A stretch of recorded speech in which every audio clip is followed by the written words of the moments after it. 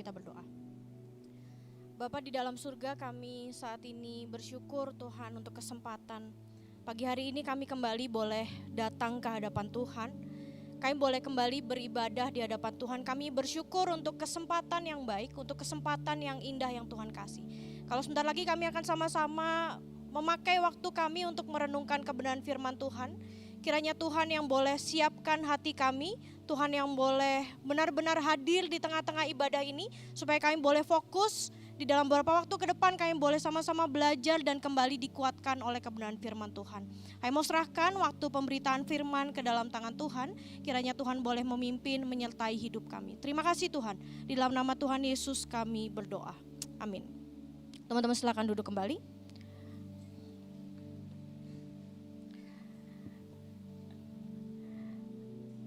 Ya, Shalom servers. Ini agak ngeblank ya, kalau ada kendala teknis ini biasanya ngeblank. Shalom. Nah ya, ikutan ngeblank kayaknya kalian ya. Oke, teman-teman, so glad to see you again gitu ya. Hari ini bahkan bisa ngelihat teman-teman dalam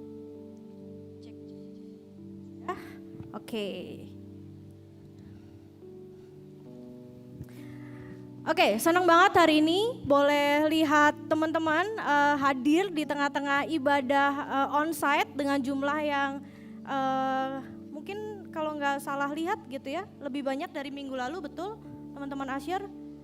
Bener ya? Ini ada yang ngangguk gitu, bener ya? Oh iya bener, oke, ada yang kasih jempol, terima kasih. Hari ini udah lebih rame lagi, udah lebih banyak lagi yang datang, dan itu jadi satu sukacita buat kami semua gitu ya. Jadi satu semangat ketika ngelihat teman-teman juga semangat hadir di tengah ibadah onsite. Oke, teman-teman, mari kita buka Alkitab kita. Kita buka Alkitab kita dari Filipi pasal yang keempat. Filipi pasal yang keempat, teman-teman boleh keluarkan handphonenya silahkan. Asal nggak buka Instagram dulu gitu ya.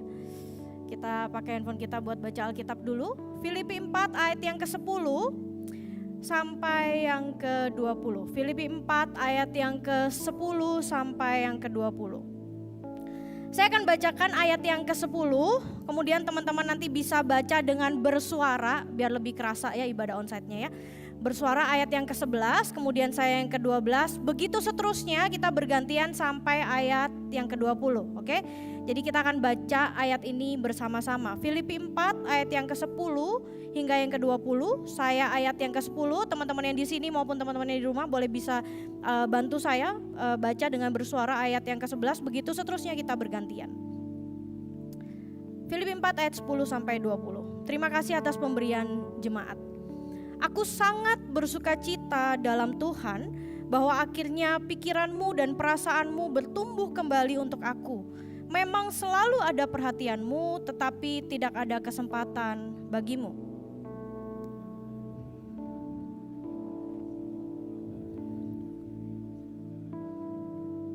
Aku tahu apa itu kekurangan, aku tahu apa itu kelimpahan. Dalam segala hal dan dalam segala perkara tidak ada sesuatu yang merupakan rahasia bagiku. Baik dalam hal kenyang maupun dalam hal kelaparan, baik dalam hal kelimpahan maupun dalam hal kekurangan.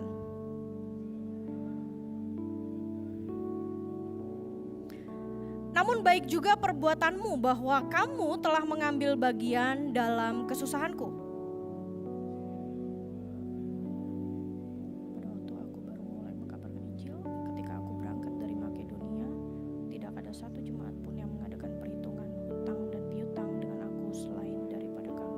Karena di Tesalonika pun kamu telah 2 kali mengirimkan bantuan kepadaku.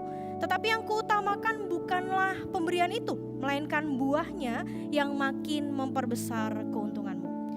Kini aku telah menerima semua yang perlu daripadamu, malahan lebih daripada itu aku berkelimpahan, karena aku telah menerima kirimanmu dari Epafroditus, suatu persembahan yang harum, suatu korban yang disukai dan yang berkenan pada Allah.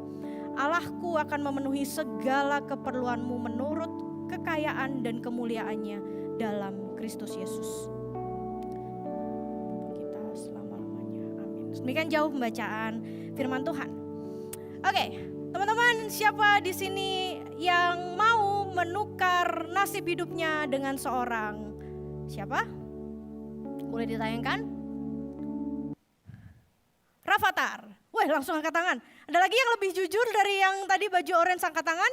Ada yang mau tukar nasib hidupnya? Ada lagi di belakang. Ada lagi yang mau tukar nasib hidupnya dengan seorang Rafathar? Oke, nggak usah ya, angkat tangannya dalam hati aja. Saya tahu mungkin ada 50% di sini gitu ya. Ya, at least jadi jangan temen lah ya, sepupu kayak apa gitu ya. Nah, teman-teman, kalau kita lihat begitu ya, Rafathar itu adalah seorang anak kecil yang image-nya adalah hidup yang gak kenal susah, kata netizen gitu ya, kata netizen, bukan kata saya ya gitu ya. Apakah saya termasuk bagian dari netizen? Ya mungkin gitu ya. Nah, teman-teman, kalau kita lihat dari kacamatanya kita gitu ya, mungkin kita bisa berpikiran demikian. Tapi ketika Rafathar ini, si anak ini jadi dewasa nantinya begitu ya, kita gak akan pernah tahu kesulitan apa yang mungkin dia hadapi sebagai seorang Rafathar yang nantinya sudah dewasa gitu ya. Nah, seringkali kelimpahan materi itu membuat kita berpikir bahwa seseorang itu sudah mengalami hidup yang memuaskan begitu ya, dan mungkin kita anggap mereka juga hidupnya bakal lebih sedikit masalah daripada kita. Is that true? Apakah itu benar, teman-teman? Teman-teman, benarkah kelimpahan harta itu membuat seseorang itu bisa terbebas dari yang namanya masalah gitu ya? Benarkah menjadi seorang Rafathar adalah jaminan bahwa hidup ke depan itu akan bebas dari yang namanya hambatan? Sejatinya gak ada satu orang pun yang bisa guarantee hal tersebut begitu ya. Jangan pernah lupa satu fakta ini, teman, satu fakta yang penting, bahwa there always somebody with more di luar sana begitu ya. There always somebody with more Apa itu, teman-teman? Someone prettier, someone smarter ya, sengaja saya sebutnya begitu ya. Someone richer, someone greater, someone better, dan lainnya. There always somebody with more outside there. Kalau kita lihat ke kehidupan kita begitu ya, gak jarang kita mulai gitu ya membandingkan diri kita, dan kita mulai melihat, wah kayaknya hidup saya kurang ini, kayaknya hidup saya kurang itu gitu ya. Kita mulai comparing diri kita. Dan ketika kita start comparing begitu ya, hidup kita ini seolah kita akan melihat orang lain tuh dia ngedapetin hidup yang pernah kita mimpikan, mungkin dia ngedapetin pendidikan yang kita harapin gitu ya. Wah, dia bisa sekolah di sekolah yang favorit begitu, sedangkan gue mungkin enggak gitu ya. Atau mungkin kita mulai ngelihat, wah dia punya keluarga yang perfect yang mungkin pernah gue harapkan. Atau bahkan kita bisa ngelihat orang lain yang punya their dream job, sebuah pekerjaan yang kita dulu pernah impikan tapi itu sekarang dijalani oleh orang lain. And when we see our life is just a miserable life gitu ya. Mungkin kita bisa mikir, wah saya emang gak terkenal teman saya begitu ya. Teman saya tuh followers Instagram paling cuman 500 orang gitu ya. Itu pun akun bot gitu, 50% mungkin gitu ya. Terus habis itu teman saya tuh 5.000 gitu, meskipun beli gitu ya. Teman saya tuh 5.000 followersnya gitu ya. Likesnya tuh 3 digit. Saya udah 30 aja, itu udah pencapaian tertinggi saya mungkin begitu ya. Dan and there is no win, teman-teman. And there is no win in comparison. Gak akan pernah ada yang namanya kemenangan di dalam pembandingan. Because it lead us to discontentment. Itu akan selalu menuntun kita kepada rasa gak puas. Akan selalu menuntun kita kepada rasa gak cukup. Teman-teman, selama 2 bulan ini kita belajar bersama-sama gitu ya, gimana kita bisa hidup di dalam firman. Kita jalanin juga 40 days in the word begitu ya, secara khusus. Dan bulan ini secara khusus kita belajar gimana firman Tuhan itu bisa benar-benar kita mengizinkan firman Tuhan itu hidup secara aktif di dalam hidup kita. Di minggu pertama, teman-teman, saya ingetin lagi ya, kita belajar gimana firman Tuhan membentuk gaya hidup jadi pengikut Kristus. Minggu kedua, gimana firman Tuhan itu menghidupkan iman-iman yang mati atau mungkin mati suri begitu ya, sempat hidup kemudian mati suri. Dan minggu ini, teman-teman, kita belajar tentang bagaimana firman Tuhan itu bisa berbicara secara personal buat kita gitu ya. Berbicara secara personal buat kita untuk kasih tahu kita bahwa kunci dari kepuasan hidup sejatinya hanya ada ketika kita sungguh-sungguh hidup bersama dengan Allah. Maka dari itu, seperti judul yang mungkin teman-teman bisa baca, teman-teman di rumah mungkin juga udah bisa baca di thumbnail YouTube hari ini begitu ya. Saya kasih judulnya adalah With God I Feel Content. Bersama dengan Allah aku merasa cukup. With God I feel content. Ya, teman-teman, hidup itu adalah tentang, dengerin baik-baik ya, tentang 10% yang terjadi dan 90% lagi adalah bagaimana kalian meresponinya. Oke, hidup itu adalah tentang 10% yang benar-benar terjadi dan 90% lagi adalah gimana kalian meresponinya. Nah, tapi seringkali kita membalik fakta ini dengan kita bilang bahwa begini, hidup itu adalah 90% yang terjadi benar-benar dan kita begitu powerless, kita gak punya kemampuan sama sekali untuk yang namanya ngerespon. Respon kita cuma 10% dan itu kebalik teman-teman. Nah itu kebalik total gitu ya. Dan Paulus itu adalah salah satu orang terhebat yang dari dia kita bisa belajar bagaimana kita merespon kehidupan. Ingat ya, hidup itu 10% yang benar-benar terjadi, 90%-nya lagi adalah respon kita, gitu ya. So, what are the Bible going to tell us today? Apa yang mau Alkitab sampaikan hari ini buat kita? Teman-teman, hidupnya Paulus itu wasn't great at all gitu ya, ketika dia lagi tulis surat yang tadi kita baca bersama-sama. Coba kita baca lagi, teman-teman boleh buka Alkitabnya ya. Di Filipi 4 ayat yang ke-12 sampai 13 kita baca lagi ya. Di sana dikatakan, aku tahu apa itu kekurangan dan aku tahu apa itu kelimpahan. Dalam segala hal dan dalam segala perkara tidak ada sesuatu yang merupakan rahasia bagiku, kata Paulus ya. Baik dalam hal kenyang maupun dalam hal kelaparan, pastinya ya dia pernah ngerasain kelaparan, dia di penjara sekian lama gitu ya. Baik dalam hal kelimpahan maupun dalam hal kekurangan. Dan ini teman-teman, ini kuncinya ya, di ayat yang ke-13 ini kunci yang Paulus pegang erat-erat sepanjang hidupnya supaya dia bisa feel content, dia merasa cukup. Adalah ketika dia bilang segala perkara dapat kutanggung di dalam Dia. Bukan di dalam aku sendiri tapi di dalam Dia, Kristus yang memberi kekuatan kepadaku. Teman-teman, kunci untuk merasa cukup itu bukan dari apa yang kita punya atau bahkan dari apa yang kita harapin tapi kita gak punya begitu ya. Tapi kunci untuk merasa puas adalah ketika kita ada di dalam Kristus yang memberi kekuatan kepada kita. If Christ is all you have, if Christ is all you have, then Christ is all you need. Kalau Kristus itu satu-satunya yang kalian punya, maka dia udah jadi segala-galanya yang jauh lebih dari cukup dibandingkan segala sesuatu di dunia ini. Teman-teman, yang namanya Paulus ketika dia tulis bagian ini, mungkin kita udah sering dengar begitu ya. Dia lagi kondisinya waktu itu lagi di penjara. 24/7, 24/7 dia dirantai di dalam penjara, kaki dan tangan dia dipasung dan dia juga dijaga oleh tentara Roma. Bayangin ya, hidup 24/7 di dalam penjara.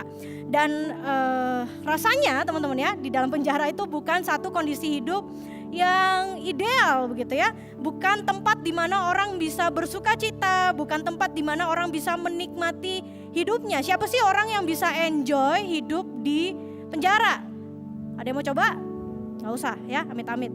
Oke, teman-teman, saya rasa orang normal itu akan tahu bahwa gak ada satu orang pun yang bisa enjoy hidup di penjara. Apalagi begitu ya, dia tahu dia di penjara karena dia gak buat salah. Itu gimana ceritanya gitu ya, dia gak buat salah tapi dia di penjara. Nah, pikirin aja teman-teman gitu ya.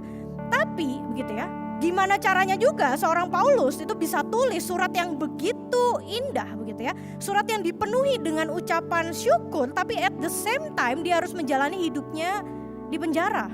How come? Gimana caranya? Nah teman-teman, hari ini kita mau belajar dua hal. Kita mau belajar dua hal dari seorang Paulus tentang kunci untuk dia bisa merasa tetap bersuka cita di dalam hidupnya, tetap feel content, tetap merasa cukup. To be content in any situation. Di dalam segala situasi dia bisa merasa cukup. Apa itu teman-teman? Yang pertama adalah he choose to rejoice over complain. Dia memilih untuk bersuka cita lebih daripada complaining hidupnya, mengeluh atas hidupnya. Nah teman-teman, bagian yang tadi kita baca itu adalah bagian penutup dari surat Paulus kepada jemaat di Filipi begitu ya.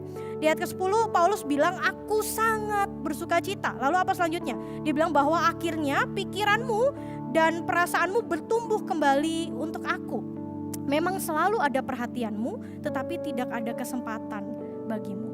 Teman-teman, jemaat Filipi itu dikenal sebagai jemaat yang memang sangat baik begitu ya. Jadi ceritanya ketika Paulus tuh lagi di penjara begitu ya. Paulus lagi di penjara, jemaat Filipi itu sangat kepikiran gimana caranya mereka bisa bantu Paulus, gimana caranya mereka bisa ngeringanin beban seorang Paulus gitu ya. Mereka sangat tahu gitu, mereka sangat mengasihi gurunya. Tapi yang jadi masalah adalah ketika itu gitu ya, meskipun kondisi ini gak ditulis dengan jelas kenapanya begitu di dalam Alkitab, tapi yang jelas teman-teman, ketika itu mereka belum bisa bantuin Paulus gitu ya. Dan jemaat Filipi ini memikirkan segala macam cara. Kenapa nggak bisa? Mungkin gitu ya, salah satu spekulasinya begitu ya ketika orang membaca bagian ini, salah satunya adalah di zaman itu untuk deliver sesuatu, untuk kirim sesuatu tuh nggak gampang. Oh, zaman sekarang kita tinggal pilih begitu ya. Kalau yang dekat kita pakai GoSend, kalau misalkan kita jauh JNT si cepat dan lain sebagainya begitu ya. Teman-teman, zaman sekarang mudah, zaman dulu gak gampang gitu ya. Tapi sampai akhirnya mereka satu hari mereka bisa kirim seseorang yang namanya Epafroditus buat jengukin Paulus di penjara, sekaligus bawain bingkisan hadiah dan juga beberapa bantuan dalam bentuk materi begitu ya. Nah, kita coba lihat ya, ini yang penting teman-teman ya. Seperti yang tadi saya bilang, life is 10% of what happens to you begitu ya, and 90% how you respond it gitu ya. 10% of what happened to you and 90% how you respond it. Nah, gimana respon Paulus ketika dia terima bantuan ini teman-teman? Teman-teman, Paulus adalah seorang misionaris, seorang guru, seorang pelayan yang sangat besar, yang sangat dikenal, sangat dikasihi oleh banyak sekali jemaat gereja di banyak daerah. Oh ya, begitu ya. Nah, kita tahu jemaat Paulusnya gede. Kalau nggak tahu, saya coba sebutin begitu ya. Jemaatnya Paulus itu nggak cuma di Filipi doang, gitu ya. Jemaat Paulus tuh ada di Efesus, ada di Korintus, Galatia, Kolose, Smyrna, Sardis, Philadelphia, Laodikia, Pergamus, Tiatira, dan lain sebagainya. Nafas dulu. Gitu ya teman-teman ya. Jadi jemaatnya banyak gitu ya. Bahkan yang gak tertulis sekalipun itu ada begitu ya. Dan teman-teman, Paulus itu juga manusia sama seperti kita. Kita jangan mikir Paulus tuh kayak golongan di Eternals gitu. Enggak, Paulus tuh sama kayak kita, sama-sama manusianya gitu ya. Sangat mungkin ketika dia sekian lama dia di penjara begitu ya. Ada masa-masa yang namanya the period of silence. Ada masa-masa di mana Paulus tuh ngerasa sangat-sangat kesepian di tengah statusnya sebagai hamba Tuhan yang punya begitu banyak jemaat yang tadi saya sebutin sampai saya nafas dulu begitu ya, saking banyaknya. Teman-teman, tapi Paulus sangat wajar, sangat mungkin di dalam hatinya mungkin dia berpikir atau mungkin berasumsi begitu ya. Ketika dia di penjara, dia sendirian, the period of silence itu membuat dia berpikir gak ada satu orang pun yang peduli sama seorang Paulus. Gak ada satu orang pun yang hadir buat saya di masa-masa yang sulit ini. Teman-teman, ketika seseorang itu dalam kondisi yang kesepian, loneliness, itu bisa membuat orang ada di dalam kondisi yang juga membuat dia mulai berpikir hal-hal yang mungkin bisa dibilang negatif begitu ya. Tapi teman-teman, that's not how Paul responded. Itu bukan caranya Tuhan, bukan caranya Paulus ngerespon hidupnya begitu ya. Dia nggak mau marah, dia gak mau kecewa, dia gak mau ngebenci siapapun gitu ya. Karena dia sadar hati manusia itu penuh dengan kebohongan. Dan setelah pergumulan yang panjang dan lama dia di penjara, gak ada satu orang pun yang datang menolong gitu ya. Justru di sanalah dia melihat bahwa pemberian jemaat Filipi itu adalah bentuk pemeliharaan Tuhan buat hidupnya. Justru lewat momen ini Paulus lagi pengen kasih tahu jemaat bahwa after a long time gitu, setelah sekian lama, meskipun gitu ya, mungkin gitu ya, bisa jadi gitu ya. Kenapa lama banget? Responnya kan bisa begitu ya. Kenapa setelah sekian lama jemaat banyak loh, nggak sedikit loh, tapi no one helps gitu ya. Tapi dia nggak memilih seperti itu. Tapi ketika after a long time dan bantuan itu baru datang begitu ya, si Paulus ini nggak lagi tulis surat untuk complaining sama jemaat Filipi. Paulus tuh justru bilang bahwa dia belajar mencukupkan diri dengan segala keadaan. Aku belajar mencukupkan diri dalam segala keadaan. Teman-teman, so dari poin yang pertama ini kita perlu belajar untuk kita melihat atau bahkan kita belajar untuk mulai mencatat teman-teman. Sekarang mungkin catat udah gak pakai pulpen ya, kita bisa pakai handphone kita. Kita belajar untuk mulai mencatat setiap kebaikan Tuhan yang kita terima day by day. Begitu ya, hari demi hari. Coba kita belajar baik yang besar maupun yang kecil, kita tulis apa yang jadi kebaikan Tuhan. Kita manusia yang sering kali lupa teman-teman ya, kalau kita terima kebaikan kita lupa. Tapi kalau kita dijahatin kita ingat sampai seumur hidup. Sampai kita udah tua kita masih ingat gitu. Dulu temen gue zaman SD begitu ya. Ya Allah gitu, maksudnya itu udah lama banget teman-teman gitu ya. Teman-teman, kita manusia berdosa yang sometimes kita ngingetnya hal-hal yang negatif bukan hal-hal yang positif. That's why kita perlu tolong diri kita untuk kita biasain, kita catat setiap kebaikan Tuhan yang kita terima di dalam hidup kita. Manusia berdosa tuh lahir dan dia adalah sarang dari segala ketidakpuasan. Manusia berdosa itu lahir dipenuhi dengan segala keinginan yang gak jarang keinginannya juga sifatnya liar gitu ya teman-teman ya. Dan kelimpahan harta itu gak selalu jadi jaminan bagi seseorang bisa merasa puas sama hidupnya. Seorang bisa merasa puas bukan dengan membandingkan hidupnya dengan orang lain, melainkan dengan melihat bagaimana Tuhan secara pribadi bisa topang hidup dia hari demi hari. Teman-teman, orang yang bisa bersyukur every day, dia orang yang bisa sukacita. Orang-orang yang bisa bersukacita every day, dia orang-orang yang bisa be content dengan hidupnya, merasa cukup dengan hidupnya. We feel content because we choose rejoice over complain in any situation. Karena kita memilih untuk bersukacita lebih daripada complaining untuk hidup kita di dalam segala keadaan. Kenapa teman-teman? Karena kenyataannya Tuhan mengasihi kita more than we deserve. Mungkin kita sering banget dulu begitu ya kalau dengar khotbah, God love us more than we deserve. Tuhan mengasihi kita lebih dari yang kita layak untuk terima. Apa buktinya? Teman-teman, kalau nyawanya aja Tuhan kasih buat kita, maka segala keperluan kita itu adalah hal yang remeh, hal yang terlalu sederhana untuk Tuhan gak sanggup untuk cukupkan. Itu yang pertama teman-teman, we choose to rejoice over complain. Dan yang kedua adalah jangan pernah kita salah meletakkan di mana sumber kehidupan kita. Jangan pernah salah kita meletakkan di mana sumber kehidupan kita. Let Christ Jesus be your only source. Biarkan Kristus Yesus itu menjadi satu-satunya sumber di dalam kehidupan kita. Teman-teman, satu janji yang Paulus sampaikan di dalam suratnya buat jemaat Filipi dan juga buat kita pagi hari ini. Di sana dikatakan di ayat ke-19 begini, Allahku akan memenuhi segala keperluanmu menurut kekayaan dan kemuliaannya dalam Kristus Yesus. According to his riches in glory. Maksudnya apa teman-teman? Maksudnya apa? Menurut kekayaan dan kemuliaan di dalam Kristus Yesus. Saya pengen cerita satu hal ya teman-teman ya. Semoga gak terlalu lama. Saya pengen cerita satu kisah hidup saya. Teman-teman, saya lahir di sebuah keluarga dengan latar belakangnya bukan hamba Tuhan. Latar belakangnya adalah pebisnis teman-teman ya. Saya adalah anak bungsu dari 3 bersaudara. Mungkin fotonya boleh ditayangkan. Ya, saya yang di tengah itu begitu ya.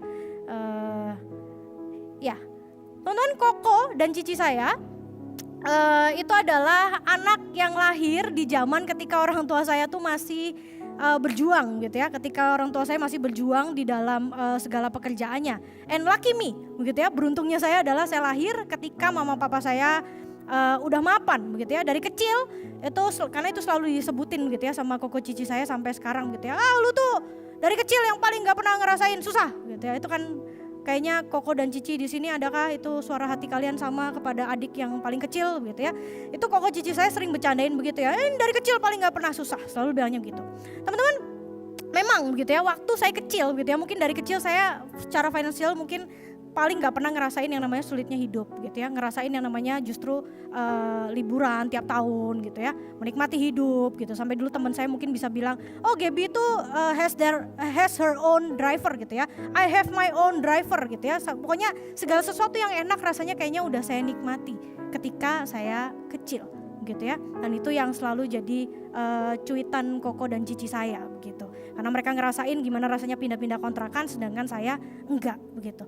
Nah teman-teman, tapi begitu ya, hidup tidak seindah yang saya ceritakan tadi. Karena begitu ya, 14 atau sekitar mungkin 15 tahun yang lalu begitu ya, saya harus akhirnya finally gitu ya, mungkin Koko dan Cici saya bersyukur gitu, yes gitu ya, ada momen buat adik gue belajar bahwa hidup tidak seindah itu begitu ya. Akhirnya gue harus ngalamin teman-teman ya, di masa remaja begitu ya, masuk ke masa remaja itu melaluinya dengan kondisi yang gak pernah saya bayangkan sebelumnya begitu ya. Mama papa saya yang saya lihat selalu berkecukupan begitu ya. Mereka bankrupt gitu ya, dan kehidupan saya yang tadinya nyaman itu harus saya tinggalkan gitu ya. Tapi saya bersyukur karena dari kecil saya lihat saya lihat mama saya tuh sebagai salah satu contoh wanita yang bagi saya hebat, dan dia punya iman yang sangat-sangat luar biasa. Sampai satu hari teman-teman ya, kondisinya makin getting worse adalah ketika papa saya pergi keluar kota. Kami sekeluarga berempat itu lost contact sama papa, dan akhirnya perjuangan berat ini kami jalani berempat tanpa papa saya gitu ya. Dan salah satu pengalaman yang saya gak akan pernah lupakan adalah one day ketika saya lagi pulang dari sekolah, mama saya bilang gitu, mama saya udah bawa satu barang dagangan yang cukup gede. Untuk seorang anak kecil mungkin waktu itu bawa barang itu ya kalau duduk di motor gitu ya, karena yang tersisa waktu itu di rumah hanya motor gitu ya, hanya satu motor yang dipakai untuk kemana-mana dan bekerja. Seorang anak remaja lah ya, begitu duduk di atas motor dan bawa satu barang, kondisinya pegang tangannya tuh udah begini. Bisa dibayangin ya, segede apa ya, saya pegang barangnya tuh udah begini gitu.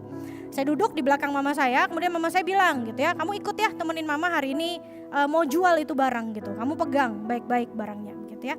Saya nggak tahu apa-apa teman-teman hari itu. Saya cuma taunya saya diajak untuk jual barang itu. Kemudian kami pergi naik motor ke satu kota kecil yang harus keluar dari kota Malang lah intinya begitu ya.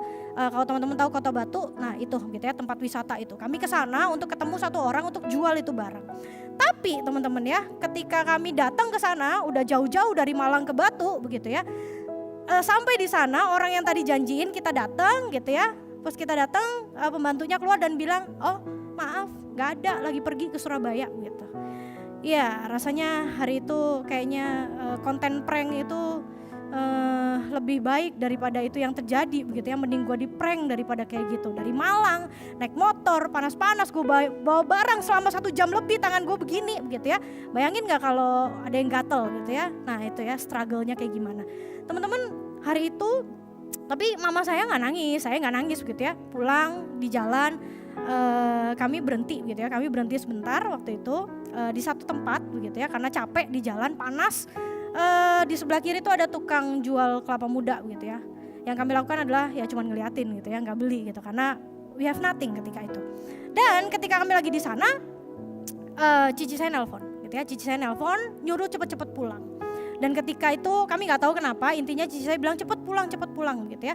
Dan ketika pulang cici saya cerita dia bilang begini, tadi waktu saya nyapu, dia bilang ya, dari atas kulkas itu ada satu lembar nota dagangan mama saya tuh jatuh dari atas kulkas, dan di dalamnya ada duit. Gak tahu gimana ceritanya itu nota dagang bisa keselip di atas kulkas gitu ya. Gak pernah mama saya melakukan itu, tapi itu terjadi begitu ya. Dan di nota itu ada nama barangnya, tapi tidak ada nama pembelinya, tapi ada tanda tangannya, tidak ada tanggalnya. Itu sangat tidak mungkin gitu ya, untuk orang berdagang itu rasanya gak mungkin. Teman-teman, hari itu gitu ya, hari itu mama saya tahu kalau barang ini gak laku, it means kita cuma bisa minum air doang. Jujur teman-teman, gak ada apapun hari itu, sama sekali gak ada apapun. Dan saya baru tahu ketika saya pulang sekolah ternyata di rumah udah gak ada apa-apa. Sampai barang itu bisa dijual, baru kita mungkin bisa makan. Teman-teman, tapi hari itu miraculously begitu ya. Entah gimana ceritanya itu duit nyelip di atas kulkas. Tapi hari itu kami belajar untuk bersyukur dengan apa yang kami punya. Dan percaya kalau janji pemeliharaan Tuhan itu adalah hal yang selalu Tuhan tepati.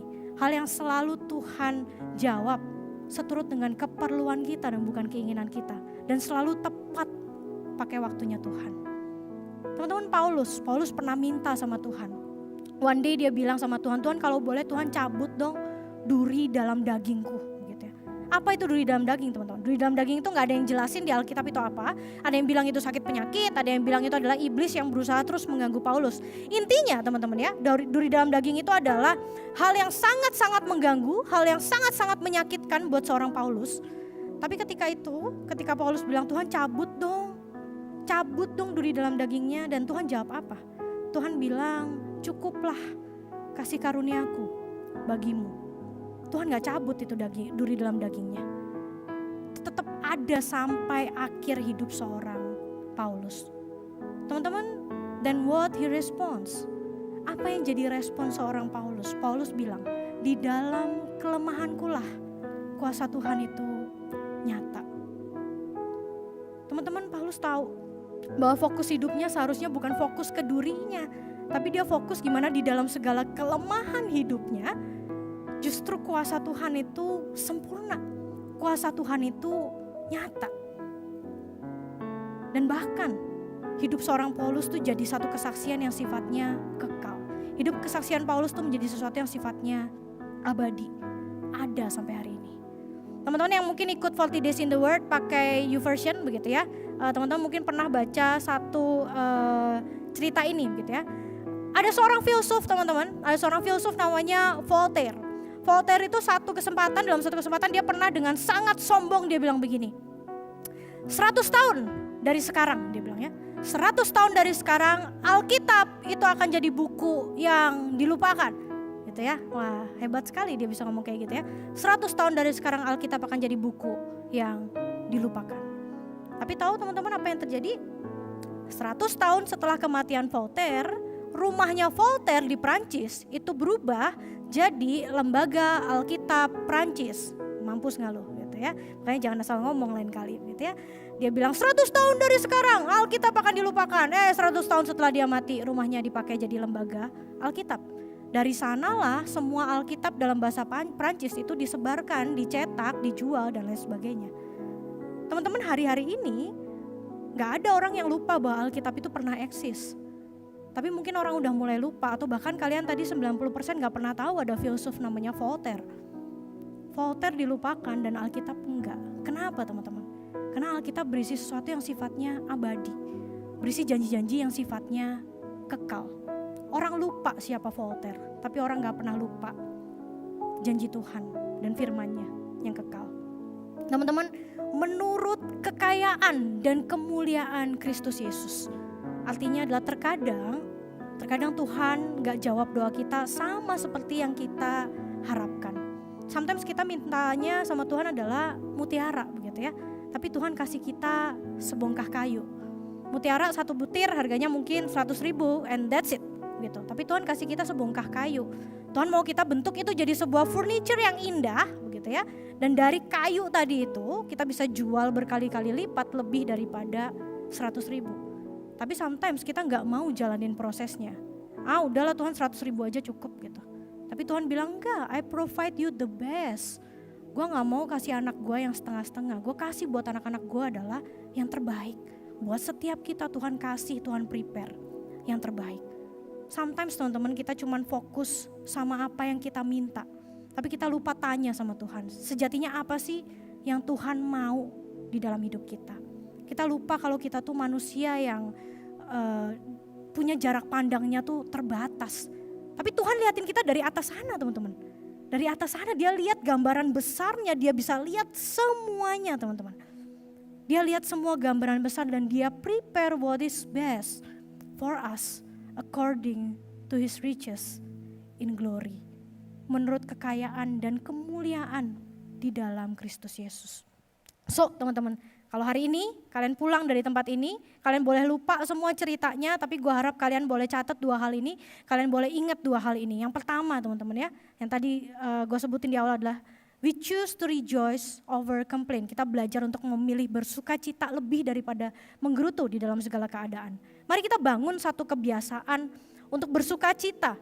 Untuk setiap kebaikan yang Tuhan kasih buat kita, baik itu kecil maupun besar, karena kita tahu ketika kita membiasakan diri kita untuk bersuka cita di dalam segala keadaan, maka di sana kita melatih hidup kita untuk kita punya rasa puas, kita punya rasa cukup. Dan yang kedua teman-teman, yang kedua adalah let Christ be your only source. Biarkan Kristus itu menjadi satu-satunya sumber di dalam kehidupan kita. Karena kita tahu bahwa gak ada satu hal pun di dunia ini yang memberikan kita janji yang abadi selain Kristus dan selain firman-Nya. Mari kita satukan hati, kita berdoa. Bapa di dalam surga, kami bersyukur. Kami bersyukur untuk kebaikan Tuhan. Kalau hari ini firman Tuhan boleh ingetin kami sekali lagi, kami punya Allah yang setia di dalam hidup kami. Kami punya Allah yang selalu memberikan janji yang ditepati sesuai dengan waktunya Tuhan. Kami bersyukur itu. Ajar kami Tuhan untuk kami boleh punya hidup yang tetap bersukacita di dalam segala keadaan. Untuk kami boleh belajar bersyukur lebih daripada kami complaining atas hidup kami. Kami gak berusaha membandingkan hidup kami dengan orang lain, tapi kami mau lihat kepada pemeliharaan Tuhan hari demi hari buat kami. Dan ajar kami Tuhan, ketika kami punya Kristus di dalam hidup kami, maka itu jauh lebih dari cukup. Itu cukup lebih daripada segala sesuatu yang dunia ini tawarkan buat kami. Terima kasih Tuhan. Terima kasih untuk kasih setiamu, terima kasih untuk kebaikanmu.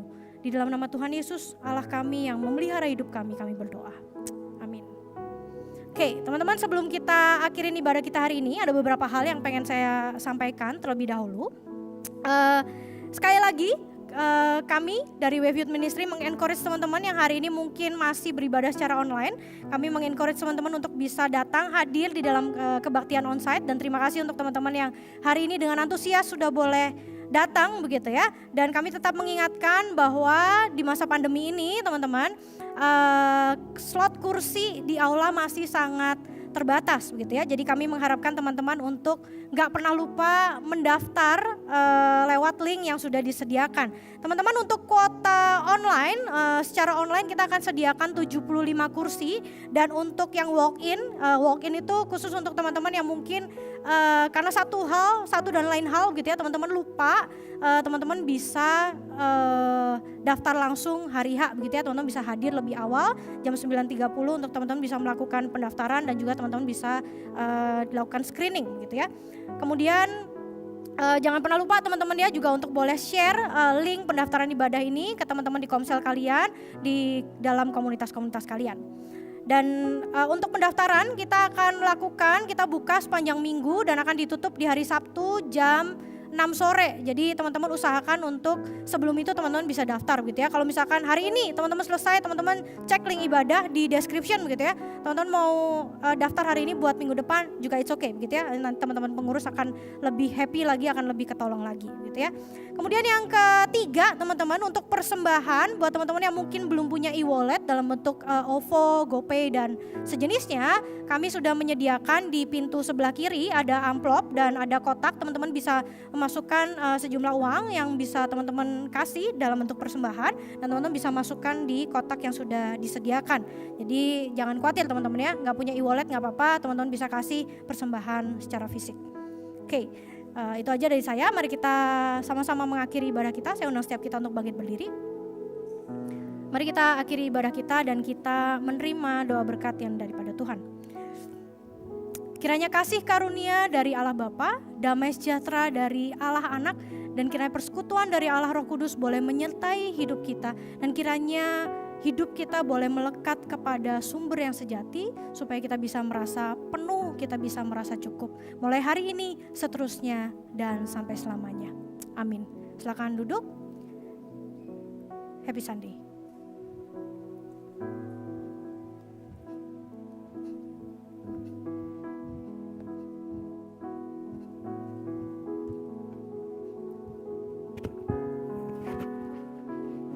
Oke, halo cek ya. Oke. Terima kasih Cigebi buat pelayanannya hari ini. Makasih juga udah mengingatkan kita untuk lebih berfokus pada Tuhan ya Ci, bukan berfokus pada manusia, hal-hal duniawi, karena itu kan kita nggak akan pernah puas sama hal-hal dunia ini juga. Makasih juga udah buat sharingnya Ci ya, untuk mengingatkan kita kalau Tuhan tuh selalu ada menyertai kita di setiap hidup kita. Nah, terima kasih juga buat tim pelayan hari ini, tim ibadah. Semoga pelayanan kalian ini bisa menyentuh banyak orang, juga bisa reach ke banyak orang, dan kalian selalu menjadi berkat untuk sekitarnya. Nah, oke, sekarang gue mau ngingetin kalian untuk kita punya kayak pertanyaan refleksi ini guys di description box di YouTube. Jadi nanti kalau teman-teman yang di YouTube boleh langsung cek di description boxnya ada pertanyaan refleksi, dan buat teman-teman yang sekarang onsite mungkin bisa kali ya cek link YouTube-nya dan lihat di sana apa nih pertanyaan refleksinya. Lalu kita juga ada gue mau ngingetin untuk teman-teman, tadi kan Cigebi bilang tentang persembahan nih. Nah, nanti kalau teman-teman yang mau memberikan persembahan secara e-money atau e-wallet, kalian bisa scan QR code yang ada di depan pintu, atau mungkin ada beberapa tuh yang di depan kursi kalian kalau misalnya belum copot kertasnya. Nah, kalau itu buat yang onsite, tapi kalau buat yang online, kalian bisa cek QR code-nya di awal kebaktian tadi atau nanti di akhir kebaktian juga bakal ditayangin lagi si QR code-nya itu. Lalu untuk selanjutnya itu informasi tentang apapun yang ada di Wave Ministry ini, mau daftar atau mau apapun ini, misalnya ada acara segalanya ada di description box. Jadi kalian jangan lupa untuk cek description boxnya karena semua info penting ada di sana. Sekian aja dari gue hari ini. Terima kasih sudah datang. Happy Sunday guys, God bless you.